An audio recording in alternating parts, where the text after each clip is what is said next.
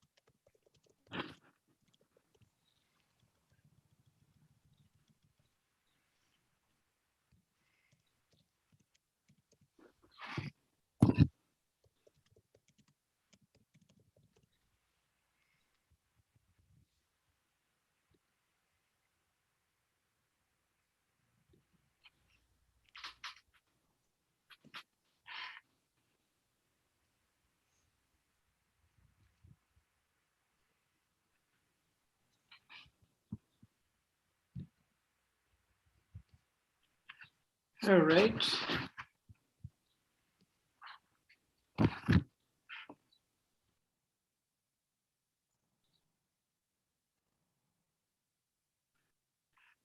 Okay, it is about 11 o'clock.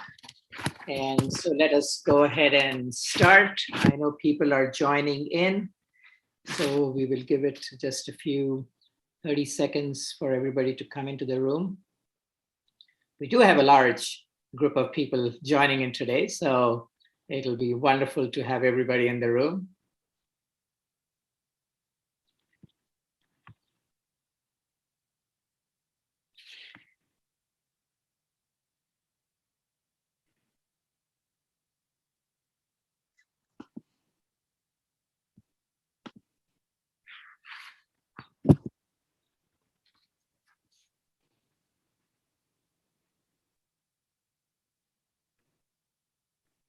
I'm just reading the chat and I see. Yes, I know. It's interesting reading from all these people.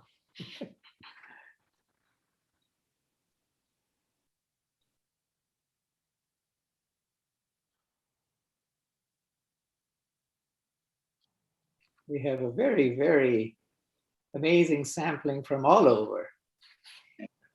All right, on that note, I think we should go ahead and start. I don't want to lose too much time. We have an exciting conversation ahead. So welcome, a very, very good morning, and welcome to all of you on this Saturday, and to all our viewers and listeners from various parts of the world to the Future Series, EdTech ChangeMakers. We have nearly 1,100 registered viewers and listeners from 73 countries and over 300 cities for this edition of this Future Series. So thank you to each one of you for joining us today. I am your host, Dr. Dulip Deostale. I am in New York City, senior consultant at the New York City-based The Thinkubator. And I'll just give you quickly the web address, thethinkubator.org. And we are working to bring power to youth voices in New York City and very soon to other cities and communities. I'm also the CEO of an EdTech startup, higheredlab.com, an EdTech online teaching and learning platform. Before we get started, let me go over a few housekeeping rules to make the Zoom experience comfortable for all, since there are, as I said, 1,100 of you who have registered from over 70 countries. So this will be helpful for everybody. Throughout the session, you will be muted, but please leave your cameras on so that we can see you, especially when we take a few screenshots. And the session is being streamed live on Facebook. The Future Series is interactive, so I encourage you to send in your questions through the chat feature on Zoom. Remember, you will not be able to ask a question in terms of talking, but you can please send your question in a written format on chat. And for those of you who are using WhatsApp, to send it directly to the number given when you register. I, along with the Chamber team, will review the questions and select certain questions for our speaker. I know there are a lot of you, there will be a lot of questions. So in advance, a little bit of my apology in terms of which questions we select. It may not be all of them if all of you send in, but that will give enough time for our speaker to address those questions. If you also wish, you can let us know where you found out about us and where you are at. So that would help us in our future campaigns as we move ahead. Today's Future Series is sponsored by two US organizations. Our first sponsor, the Alhambra US Chamber, was established in 2009 and is committed to building a better future through education and training. Their tagline, and I quote, "Linking nations, expanding knowledge, building commerce." Our second sponsor, the Global Impact Initiative, is also a nonprofit organization whose mission is to provide transformative education and learning, professional development, skills building, and mentoring to underserved communities across the world. The Future Series would like to thank our two sponsors for their support, and we always welcome new sponsors for all our future programs. So what is the Future Series? The Future Series is a discussion space for all things EdTech and beyond. By EdTech, of course, we refer to all those technology tools and media-related elements that are being used today to share knowledge. This includes all platforms, CMS, and digital learning spaces that are helping bring about change in how learning happens, but also how it is improving learning for all age groups and levels, including K through 12, university, and training or skill enhancement. Of course, the EdTech space is much larger than this, but we will get into this in other sessions of the Future Series in the months ahead.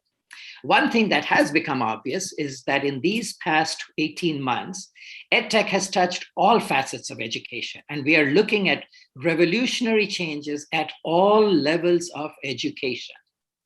Before I introduce our guest, I would like to create a little bit of the context as to how this Future Series came about. Over the past 18 months, as you're all familiar, COVID-19 has wreaked havoc globally and brought the whole world to a standstill and decimated and destroyed lives, careers, and businesses. Yet, COVID has also opened the door to unprecedented growth in the EdTech space. We have seen tremendous creativity in a way no one had ever imagined. Face-to-face classroom education and training across the world collapsed overnight. And in a matter of days, the virtual classroom was born and became synonymous with learning in diverse and innovative ways.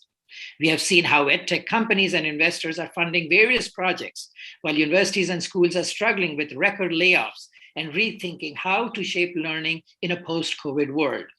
Educational institutions have nevertheless responded with lightning speed, something which is unknown in the academic environment, and implemented learning platforms and approaches to address their own immediate needs, but also supporting initiatives outside of their areas. University professors and high school teachers who were skeptical till only a year ago about how and why technology should be used in and outside the classroom have become learners and adopters, and have become thought leaders in helping shape future learning and knowledge sharing. Yes, in just 18 months, we have taken a giant step into the world of EdTech. So on that note, I would like to introduce our speaker from the university environment, Dr. Mohammed Mohsin Al-Sagaf, President of King Fahd University of Petroleum and Minerals in Dhahran, Saudi Arabia. He was appointed president in January of 2020. And prior to joining KFU PM, he was Senior VP of Operations and Business Services at Saudi Aramco, where he was also leading the Strategic Transformation Office designed to ready the company for the future. He has an MS and PhD from MIT in geophysics. Interestingly, he is also an avid computer enthusiast and was one of the early pioneers of the development of the Linux operating system. And in those early days in 2006, he was head of upstream R&D, where he articulated some cutting-edge technologies, including reservoir contact cells, gigastealth simulation, smart water, reservoir nanorobots, to name just a few. At KFU PM, he has embarked on an ambitious mission to transform the university and ready it for the next generation and position it as a driver of change. So on that note, welcome to the Future Series, Dr. Al-Sagaf. We are delighted, Mohammed, that you could join us at this late hour from Dhahran, Saudi Arabia. Thank you very much, Dilip. It's my pleasure and my privilege to participate in this session. I want to make sure first that my voice can be heard very well, because I don't want to end an hour's worth of talk and then somebody at the end will say, oh, we never heard anything from this guy. So please, can you confirm my voice is clear? Yes, it's perfectly clear. I have not heard any comments from anybody as yet, so you're perfectly fine. So I'll start it off a little bit. Tell us a little bit about your university as an introduction. Yes, by the way, thank you very much. Again, I will be very informal and also very transparent and open in this session. And hopefully what we say here will, for the most part, be kept within the audience, because I'd like to take really my freedom to say anything that comes to my mind and be very candid. KFUBM is a 60-year university, nearly 60 years. It was founded in 1963. It has very good bones, this university. It has, for the past 2 decades or so, hovered at around ranking globally of 200, which is really excellent. And then about 2 years or a year and a half ago, the government decided to spin it out from the auspices or from the shackles, depending how you see it, of the Ministry of Education and other government agencies, and it made it into an independent institution. I joined it as president around that time, about 1.5 years ago, and it was, of course, a fantastic opportunity for me, given that this is my alma mater. I joined it nearly 40 years ago in 1984 as a student, and now I'm joining it as an administrator to serve it. So I'm very, very honored, and I feel very lucky to have been given that opportunity. And I think the question that I'd like to sort of pose, or the challenge, is then how do you transform such a university that is already good, but that is conventional in a way, that has petroleum and minerals in its name? How do you allow it to become something much greater than what it is, and how do you do that effectively? And I really would be very, very curious and pleased with how the discussion will go out, because I think there are many, many lessons that I was able to learn, and I think others could learn from this experience. Okay, great. I mean, that's the whole idea of this his 1 hour series is to learn in terms of what is going on and to find out what is transferable, what can be done in different parts of the world using different examples of what is being successful. But on that note of the name of the university, I had a question about it. How does a name like University of Petroleum and Minerals kind of fit into the notion of a university of tomorrow? If you could elaborate a little bit, that will be exciting. Yeah, I mean, it isn't unusual for universities to have a certain name. Texas A&M is agricultural and mining, Colorado School of Mines, and so on. And KFUBM, of course, has petroleum and minerals in it because it was founded to serve the objectives of 1963. However, it has evolved. But the real question, I think, is are you changing with the future? Are you fitting the future? Did you fit the future? Will you fit the future? How does that work out? I think that really is the crux of many of the questions that we should be asking. And it is my view that the two important questions to be posed are you changing with the future, or are you changing the future? I think our university is a very good university. I think it has always been changing to accommodate the future, but that is not good enough. The university, our university, and I think any other university should change the future. It should see what is coming before it becomes the future. So it's not only it should see ahead of the curve, it should see 2 curves ahead of the curve. And once you see the future, then you start preparing for it. But how do you foresee what the future is going to become, and therefore actively changing that future? It's like when we talk about in movies about time travel and so on. So time travel you can use it to learn about the future, but can also you go to the past and you change it and so on.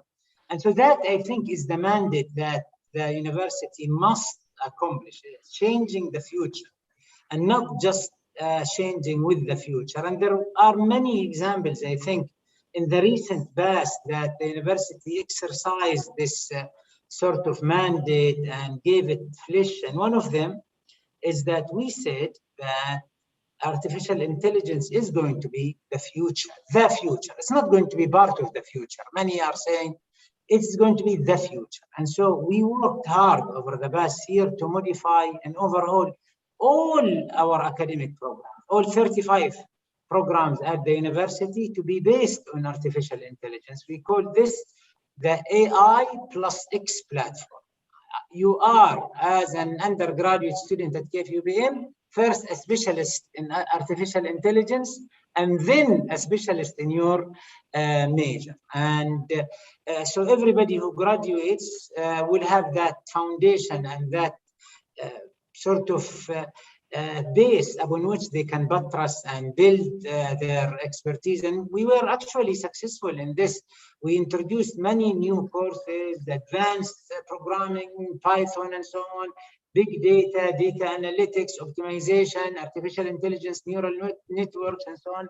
And we also took the digital notion broadly by introducing courses in entrepreneurship, in finance, managerial accounting, and so on and so forth. Because we believe that a graduate of KFUBM for the future would not be sufficient if they don't have that solid foundation of artificial intelligence in the future. And by doing that, I believe that we will be changing the workplace. We are not just going to respond to the workplace by adding in a few things here and there. We are going to actually change the workplace. So that, I think, sums up what we think is that we need to not only change with the future, we actually need to change the future.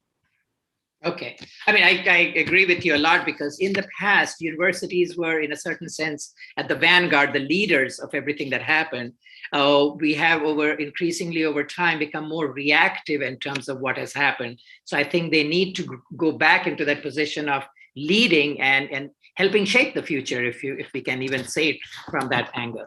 But I want to expand a little bit of what you have said and kind of look at it in terms of Saudi Arabia. How does this institutional mission kind of fit into a changing Saudi Arabia? And is there a knowledge economy on the horizon in terms of Saudi Arabia? Again, moving from the conventional petroleum and minerals, the knowledge economy, which is now going to be where things are moving. Saudi Arabia has for a long time been trying to move from near total dependence on oil and gas. Now that opportunity has never been as lucid or as achievable as it is right now. And I think that this is an objective that, well, the country has to achieve. It has no choice going forward but to achieve. And the university's remit then and mission is to help achieve it. And in particular, to facilitate the evolution of the economy of Saudi Arabia from a mostly resource monetizing economy into a more diversified, knowledge-based, digital economy that would allow the country to assume its rightful place, not only as a participant, but as a competitor in the new global digital economy. And that is really what the university has been trying to do, is to embed that. Of course, we are not the only player, but at least is to have a substantive contribution to it and to become an enabler for it, and to actually demonstrate this, not just in terms of words and mission statements and vision statements and so on, but something that you can actually grab. And there are many examples of what the university has done that is already enabling, I think, that transformation of the economy of Saudi Arabia. Okay, that's wonderful, because we've been watching it and reading it in the news in terms of the transformation and the priorities in terms of changing Saudi Arabia. If you don't mind, I'll give you just one or two or three quick examples. Okay. First of all, we realize that one of the things I have already mentioned, I think you need to be ready for the future with AI. One of the goals of the new economy of Saudi Arabia is that by 2030, 20,000 entrants in the workplace will be AI enabled. By basing all of our programs on artificial intelligence, we will be contributing 50% of that objective, because we will have graduated between now and 2030, 10,000 students. All of them are well grounded in artificial intelligence. So that's an almost complete alignment. One of the things that any economy needs to change is not just to teach students and to award Master of Science and PhD degrees, although these are important, but also to focus on the professional layer. This is the layer that can actually activate an economy. This is the layer that would go back to their companies and do something novel and interesting, or start their own ventures and so on. And we focused on this. During the past 1.5 years, we launched 32 new master degrees that cater to the professionals in multiple interesting topics, things like quantum computing, like non-metallics, like hydrogen mobility, and so on and so forth, because we believe that it is our responsibility to foresee the future, like I said, hence these interesting topics, quantum computing. Some people say, well, what is quantum? When is it? Quantum computing is 20 years from now. Hydrogen is this is just a pipe dream, 20 years. You want to graduate people right now, but yes, we would, and we are doing, and we have, in fact, graduated people. We also looked at the research program, and we said it is not enough to just publish papers. That is not by itself a valid and sufficient outcome of research. Research has to help society. It has to improve the human condition. And so we are modifying our research to, of course, continue to allow you to publish papers. I know, because I have to say this because it is the truth, but also to allow application through research to market by moving some of the research ideas into practical applications and so on.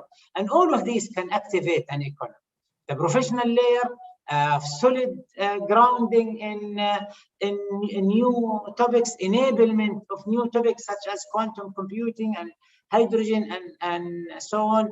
Professional master programs, one of the enrollees in these programs said that I went back and implemented something I learned and optimized a process by 30%. Imagine a competitive advantage you gain by a 30% optimization, and how your competitors will be hard struck to be able to match it. So these are some of the things that we try to do, is to foresee what is happening and make sure that it is done in a way that actually benefits society, benefits the economy of Saudi Arabia, and benefits truly society on a larger scale throughout the world.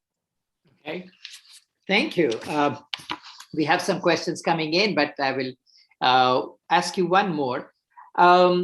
Universities around the world have been struggling in a variety of ways to adapt to the changing realities due to the pandemic. So this has to do with all the changes that are taking place. What has been one of the most significant challenges you have faced as a president in a response to this, and how have you addressed it?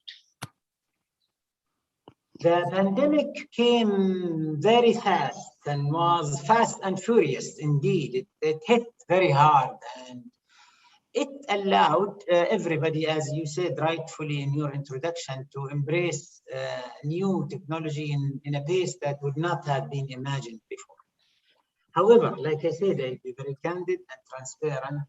I believe that we couldn't have handled the pandemic if it weren't for the fantastic bandwidth we have in Saudi Arabia. I think the kingdom is in one of the top 5 or top 10 in terms of bandwidth, and all the enabling technologies such as Zoom and Blackboard and so on and so on. Yet, I firmly believe, and I have said that, and I will continue to say, that online instruction is inferior to in-person instruction. It just doesn't give you the same thing.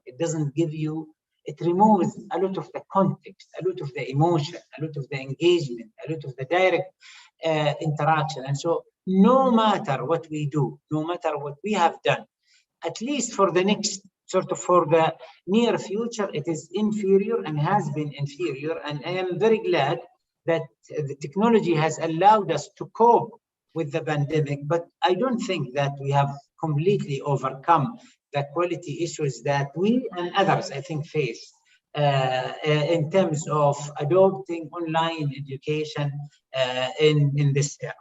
And so I think instruction has been inferior.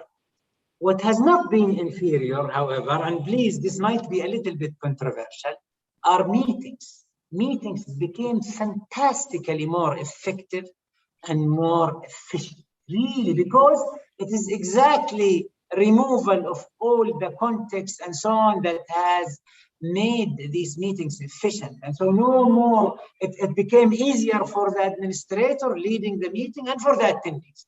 And so no more people hogging the meetings and launching into long-winded speeches and so on. I think somebody has raised the hand, and just move on, and the meeting just becomes. And for the participants, I spent 30 years in the industry. I attended numerous meetings that were excruciatingly painful and boring because I was only there because of the position and so on, but I wasn't truly a true participant in the meeting. So it was I wish I could just pull up a laptop and start programming in that meeting and just ignore what is happening because I wasn't contributing to it. So online allows you now to do that. You are in the future tech and you get bored with Muhammad Istagai. It's not just switch off the camera and go do something else, or even join another meeting. Some people are joining 2, 3. And so they have become, so as we are coming back now to physical in-person education, we took a little bit of time working from home at the beginning, and we came back, I think 9 months ago to the office, but we never came back to in-person meetings to this day at KQP. All of our meetings, including meetings I have with the deans and so on, who are a stone throw away, or even with the vice presidents in the same building, have become online. You can easily pull up a spreadsheet or PowerPoint slide and invite somebody, no more wasting time moving from. And so I think the pandemic has negatively affected the quality of instruction. It has significantly boosted the quality of the organization's effectiveness and efficiency. In fact, one of our deans said, by the way, we have, during the past 1.5 years, we have developed over 100 new programs, 100 or revised, 35 undergraduate programs, 36 concentrations, I haven't mentioned them, I'll mention them, 32 new master's programs. And before that, we were developing 4 programs a year, from 4 to 100.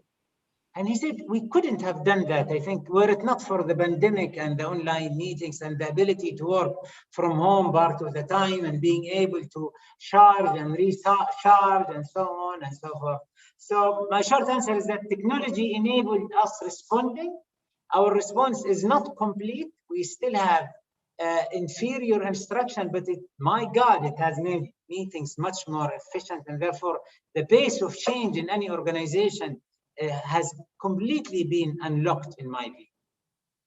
Thank you. Yes, that is very true. I think the effectiveness of meetings, it has been tightened, and people are result-oriented, and those long meetings have come to a pretty much a quick end.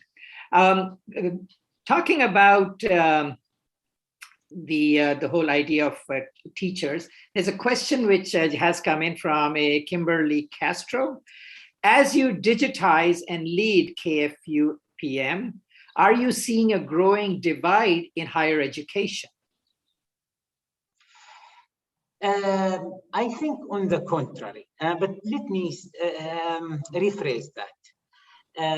It depends on what you mean by divide. If the divide is between different categories of institutions, then I think the answer is an emphatic yes. As different institutions respond to a new technology, some of them will lead it and some will respond to it and some will be just laggards, and that will create a divide, a segregation. You will have universities that are just surviving, that are conventional, that are normal. You get the right education, you get solid education, and those at the forefront that really charge you with what it takes to be successful in the workplace of tomorrow. That divide is happening and will definitely continue to happen. And the trick is, of course, to be among the leaders. And one of the things that, for example, we did as we foresaw the future, we said that expectations from employers are that students will now hit the ground running, and that they will receive specialty education and not just generic education. Like I said, I spent a long time in a very large company that is very open-minded, but we would take a university graduate and spend 2 to 3 years converting him or her from a computer scientist into somebody who can do cybersecurity or specialist in artificial intelligence. I don't think that will be allowed in the future anymore, because it just takes a big hit on these companies. They want somebody who is ready, who already will join the cybersecurity team and contribute from day one, not from day 365 or 2 years later, and so on and so forth. And so we introduced a novel concept that we call the undergraduate concentrations, in which you graduate with the regular degree, satisfying all the degree requirements in whatever major that you have selected. But you have on top of this some specialization. So you have a degree in computer science, but you have specialization in cybersecurity or artificial intelligence, or maybe you are aerospace in satellite technology, or maybe robotics if you are in control, supply chain management if you are in operations management. So we created 36 concentrations. They don't add anything in terms of money burden to the student or course load to the students or additional credit hours or anything. We just said students usually take a number of electives. We ensure that every student has at least 4 electives, and we focus these electives according to the chosen concentration. So all of your electives, if you are in a computer science and you are in cybersecurity and blockchain, will be in cybersecurity and blockchain. And that small concept was received hugely by the industry, to the point that we received over 75 pre-graduation sponsorships from multiple companies, from Air Products, from SABIC, from many, because they said, yes, exactly what we want. We want somebody who is ready, who is still a bona fide computer scientist, but who knows cybersecurity and so on and so on. So that is an example of the divide that will happen. One of the graduates that have already graduated, this was the first batch, will have that, and somebody else coming from a different university will not have it, and they will not be treated the same in the future workplace. So yes, the divide is happening and it will continue to happen. But the divide, since you started talking about faculty, between faculty, I think it's not happening. It's minimal, if any. And remember, faculty, one of the most important aspects of a successful faculty member is that you have to be up to date on things. Otherwise, you wouldn't be successful. You cannot publish in a topic that is 30 years old when you graduated with your PhD degree. You have to constantly update yourself and gain new knowledge and practice new things. And so I have not seen in our faculty, and I admit we have fantastic faculty, and KFUB is blessed with fantastic faculty and fantastic students. In fact, we admit the top 0.8% in Saudi Arabia in terms of students. I haven't seen that divide in terms of faculty. You have older faculty and younger faculty. You have more energetic and less energetic. But in terms of embracing technology, I haven't seen that. I think in general, societies do not reject technology. I haven't seen a society in general, I'm not talking about even the community of faculty members, societies, they don't, but they do reject change. I think change societies reject, any society, whether it's in a university, and therefore change has to satisfy some important criteria. I know I have some of our faculty members here, so I cannot say something that's not true. I wouldn't say it anyhow, but especially, and so change, first of all, has to make sense. It has to be purposeful. It's a change for the sake of change should not be, in fact, accepted by stakeholders. Right. And also, change has to be gradual. This is the most important lesson that anybody has to learn. It has to be gradual. It does not mean slow. Gradual does not mean slow. As I said, we moved from 4 programs a year into 70 plus programs, into 100 programs a year. That is very fast, but it was gradual. So change has to be, I mean, many scientists here, you know that the increase in entropy is minimal if the change is gradual in physical processes as well as social processes. And also it gives you time for the society to trust you. And change has to be communicated properly. And change also has to be compassionate and empathetic. It cannot be. I would like to tell a short story, if I may, and it's something that stuck with me quite a bit. 3 years ago, when when some people started telling me, why don't you go to KFUB and so on, University of Oklahoma had a change in leadership, and they introduced a new president. And if you read his qualifications, it's strikingly similar to mine. He was an alum of the university. He came from the oil and gas industry, from Chevron and Lionel Bassel and so on and so on. So when I was appointed, I looked him up, and the first hit on Google was University of Oklahoma president leaves post after less than a year in the position. So what he did was, on the first day, he fired 7 of his top administrators and trimmed down the organization from 29, I think, direct reports to 17 or something. And that may be acceptable in a company. It's not acceptable in a university. And so no wonder that he faced so much difficulty. And so change has to be gradual, has to be empathetic, compassionate, tolerate some people that may be slower than what you like or disagree with you a lot and so on for the greater good. And I think we have been very successful in our change at KFUBM because we were gradual and empathetic. At least we tried to be, and we communicated that change and we engaged the faculty. And so I don't see faculty rejecting technology. Faculty can reject change like in any society. But if change is delivered correctly, I think it can only be embraced. And there are many examples I can cite and which I have seen faculty lead. In fact, all the things I mentioned, the concentrations, the master, the move to inquiry-based learning, changing the distribution of, it was faculty-led, faculty designed, faculty executed. They are the ones who became so enthusiastic about it. They were competing to have their programs approved. And so, yes, I think there could be a divide, but not in terms of faculty and technology. Okay. I'm going to shift gears a little bit. You've talked about faculty on the one side. I wanted to talk a little bit about students and everything. And I was doing some research about the university and getting some information. And I have to share a fact with everybody on today.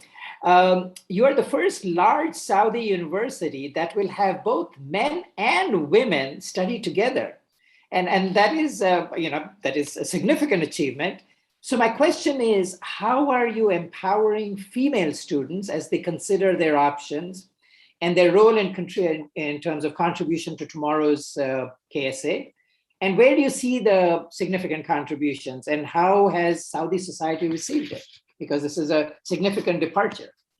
I think it is, I don't see it as sort of groundbreaking as some perceive it. I think it's a natural evolution that happened gradually and that is consistent with the values of society and that is supported by the majority.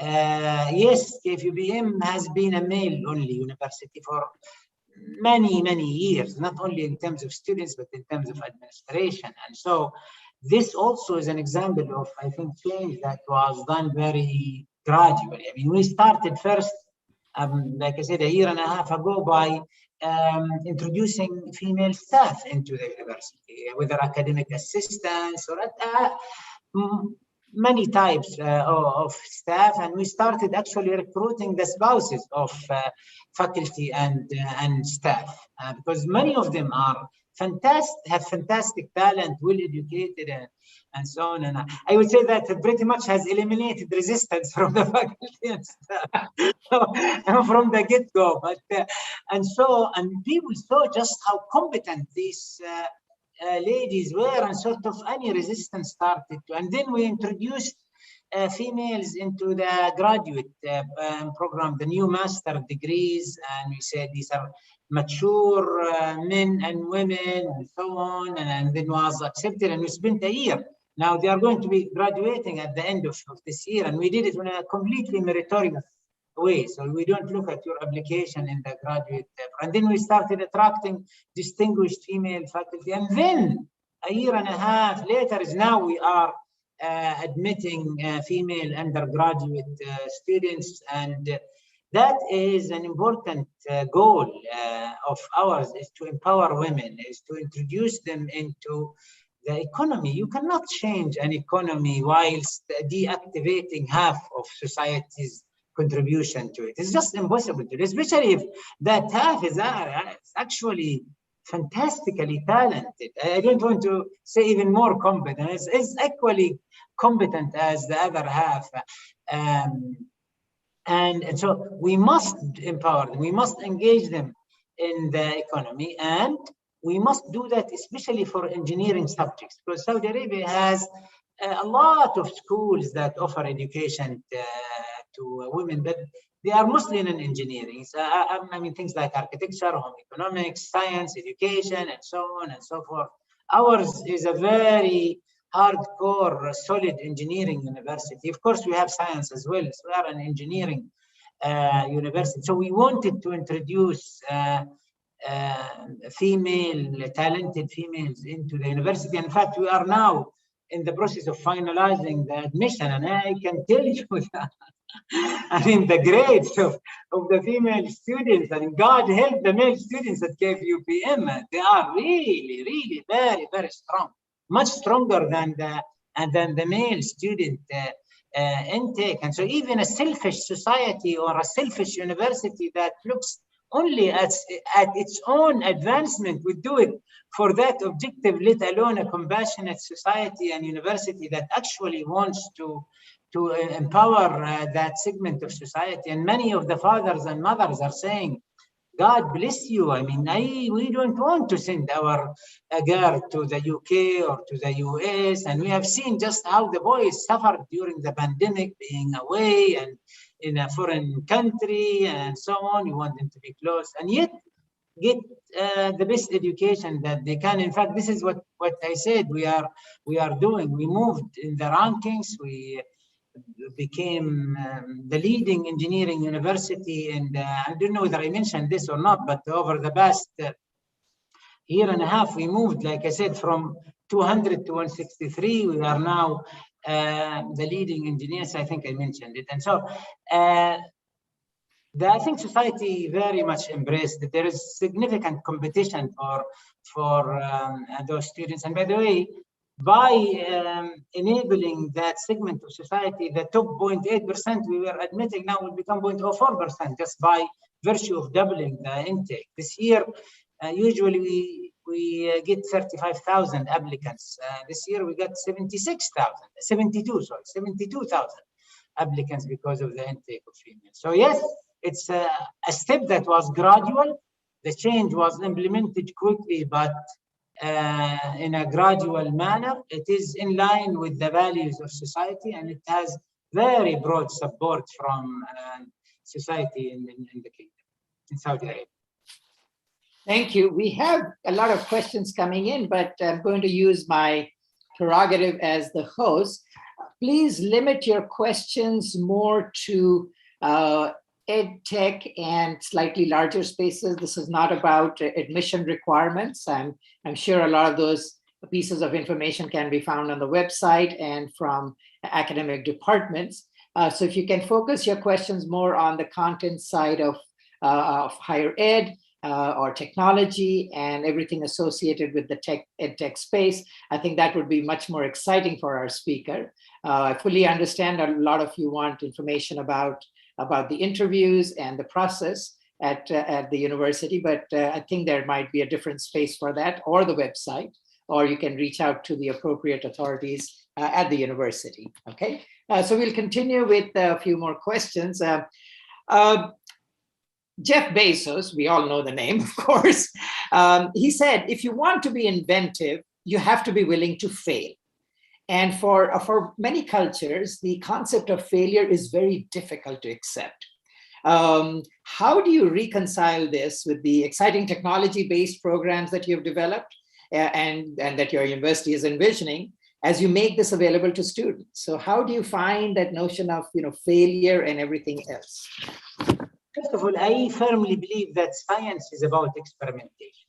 Science is by definition about experimentation. Everything that was arrived at, invented, discovered was because of experiments. You don't learn if you don't fail. If you don't fail in your experiments, then you have left a lot on the table. You haven't taken sufficient chances. You haven't actually, you have missed opportunities.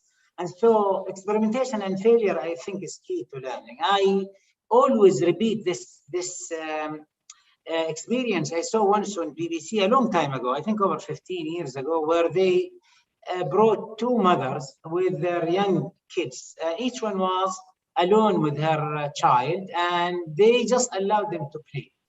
And one of them was very diligent in ensuring that her child was doing things properly and so on, and that they were building Lego, I think, structures or something, I forget exactly. And one of them, the other one, completely ignored her. And at the end of that experiment, they measured the learning that the two children received, and they found that very little learning was gained by the kid whose mother was intervening quite a bit. Because he didn't fail, everything was actually perfect, whereas the other child learned substantially. This is a debate I always have with my wife. I mean, just to give you an insight into our household. I mean, she says, to our young kids, go and change your shirt or something, because she wants him to be presentable. And I say, I don't care. I want him to learn how to make decisions. So even if he's not presentable, and of course, the right answer is somewhere in between. And so the trick is not forgive the double negative, is not to fail, is not to avoid failure. If you don't fail, you will not learn. However, the trick is to design the experiment such that you maximize learning with minimal damage. Maximize learning, all the things that I have mentioned were experiments. The concentrations, master's degrees, female, all of it were experiments. We fine-tuned, we supported, we changed along the way, and so on. They had some minor failures. And so how do you design an experiment that will expose you to many variables and would make you fail a little bit and maximize the learning while not getting into too much damage? I mean, somebody will say, well, I'll design an experiment. It will tell me everything that I want to know, but it will blow up half of the campus. Half of the faculty will die. So of course, that was an experiment. This is not the type of failure that is tolerable or reversible or limited or constructive. The type of failure is a small failure that can be rectified with reasonable measures, that can be reversed, that you can, when you do it the next time. Last year we had a certain type of admission. This year we didn't do it. This year, in fact, it's the first time the university is requiring students to choose their major at the time of admission. Usually they get into the prep year and then they choose their major. And so we have suboptimal distribution of students into the departments and so on. And when we said that we will do it this year, somebody said, no, because the students don't know what they want. And so I said, first of all, the university should be a change agent. It should not just respond to society. It should change society. And so by requiring them to learn about the majors, we are changing society and giving them early maturity. But we did some videos and meetings and webinars to teach them. And because failure would not be catastrophic. So if it doesn't become optimal this year, next year we'll go back and so on. So I agree wholeheartedly that failure is part of experimentation. Experimentation is the basis of science. And that experimentation is not just for physical sciences, it's for processes, for change in processes and in societies as well. And it must, society must tolerate that failure, but failure must be designed in a way that is not catastrophic as I described. Right. Talking about risk, since we talked about failure and taking risks, I'd like you to comment a little bit about the entrepreneurship or entrepreneurial environment and the startup environment at both your university and beyond. If you can share a little bit of what is happening in this, especially if students are coming up with ideas and startups and everything along those lines, and especially if they have to do with EdTech or education. If you look at the university, and I think they mentioned this to you, Julie, when we met very briefly just a few days ago, that a lot of people say that the faculty in any university are the toughest category. They don't like change, they are, and so on. Everybody thinks of themselves as the top of the pyramid. It's a collegiate environment, it's a peer environment, and so on. That has not been my experience. In my experience at KFUB, faculty have really embraced change very quickly. Of course, many of the change originated from them. They are the ones who said we want more interdisciplinary, we want more faculty empowerment, we want to be respected, we want to have this and this and this. The biggest and most difficult segment of the stakeholders at KFUB, in my view, are the students. They are the ones who really are difficult to embrace change, and I don't blame them. Students are very focused, especially in a tough university like ours. They just want to do well in their classes. They don't want any distractions.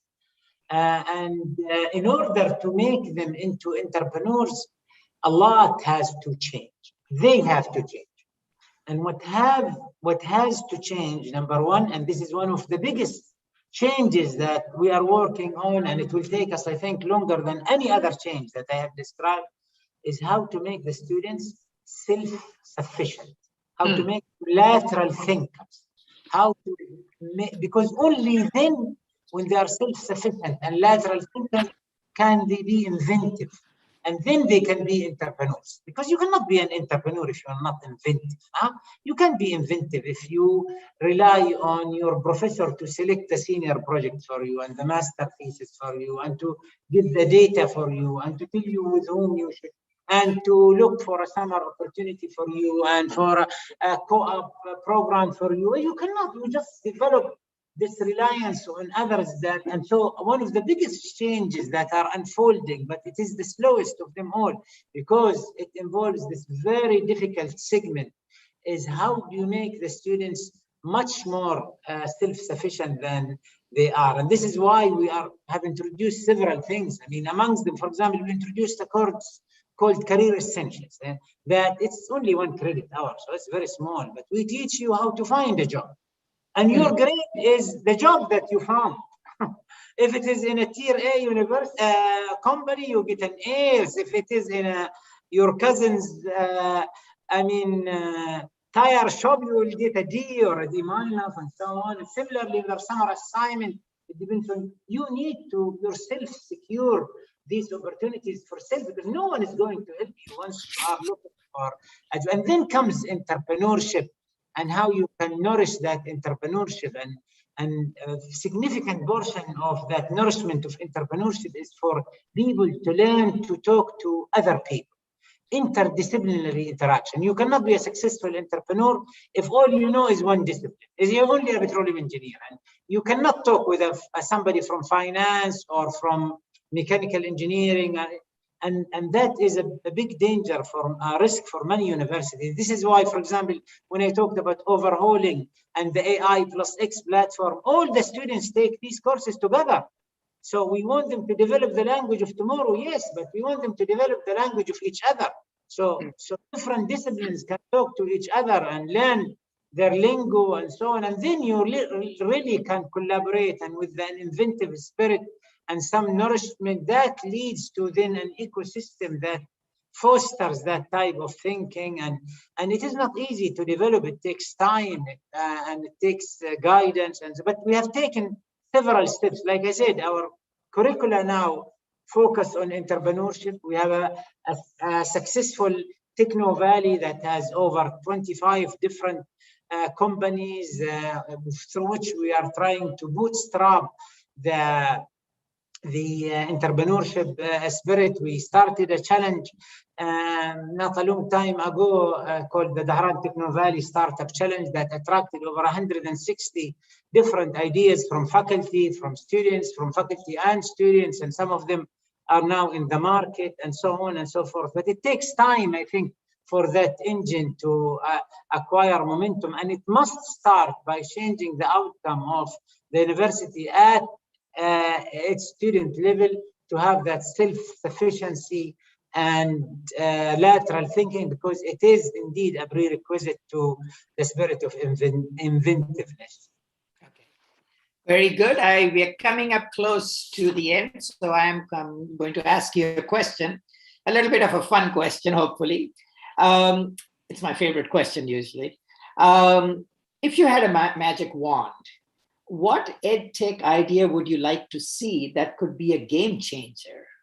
And it could be for the university or any other space, but what kind of something looking ahead, beyond?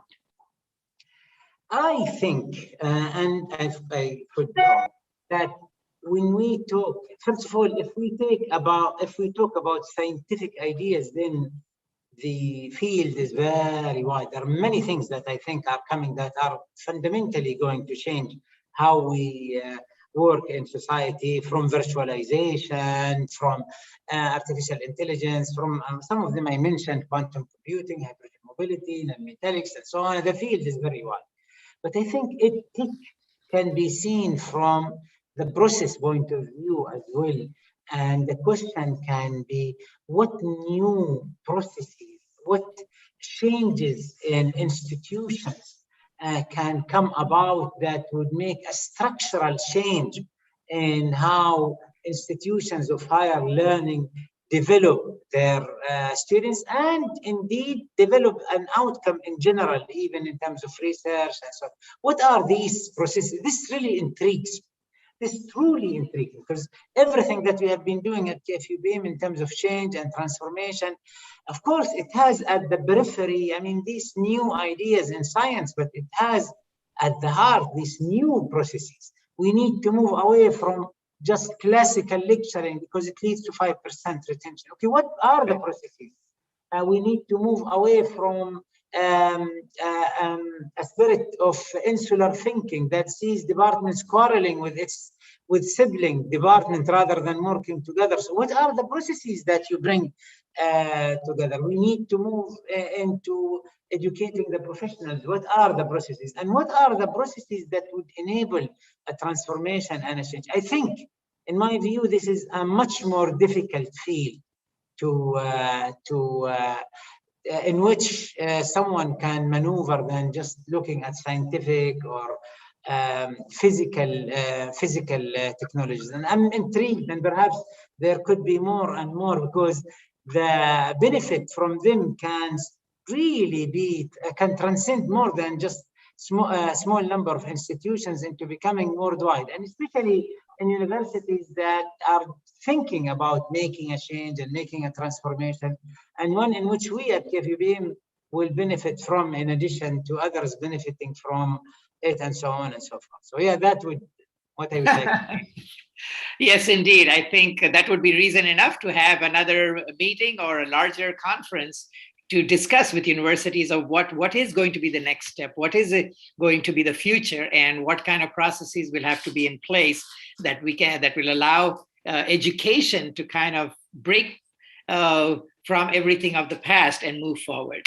On that note, Mohammed, I do want to sincerely thank you for joining us today at this late hour. I know it is 7 p.m. for you, not too late, but still. And of course, all our audience who has been listening in. Thank you so very much. And it has been wonderful to hear your views, your opinions, your challenges, but thank you for being very candid. I mean, that is always appreciated. I know I love it, you're hearing it from those perspectives. I also want to take this opportunity to thank a few people. Dr. Sadiq Said from KFUPM for his help and support in making this whole thing happen. It was fantastic. And Nikki Lim. And of course, I cannot forget the tech team at KFUPM, Syed Sanaullah and Badr for their fabulous support with technology and Zoom that has allowed so many viewers to participate and listen to you at this time. And of course, I want to thank the Chamber and the Global Impact Initiative in the US for their coordination, marketing, and promotion of the Future Series. You've done a fantastic job. Thank you so very much. Our next talk is going to be on the 17th of August at 1 p.m. Eastern Time, when Michelle Brown, CEO of Common Lit, based in Philadelphia, Pennsylvania in the US, will be joining us. And just as a little bit of intro, Common Lit is an award-winning education technology organization dedicated to improving adolescent literacy. So today we have heard at the about the university space. Next, we'll be hearing about the K-12 space. Common Lit has become a robust free online reading program that has been accessed in over 75% American public schools. And their platform today, if I'm not mistaken, caters to about 15 million students. But most importantly, a big thank you to all of you viewers and listeners for joining in from 70 plus countries. You have been great. Thank you very much. I know we could not get to your questions. A lot of questions had to do with the university directly in terms of access or admission or about the academic programs. And much of that information I'm sure you can find on the website or reaching out to the appropriate channels at the institution. Till next time, thank you very much. I'm your host, Dilip Deostale. Have a good day or good evening wherever you are. Thank you. Thank you. It has been my pleasure. Thank you. Thank you so much.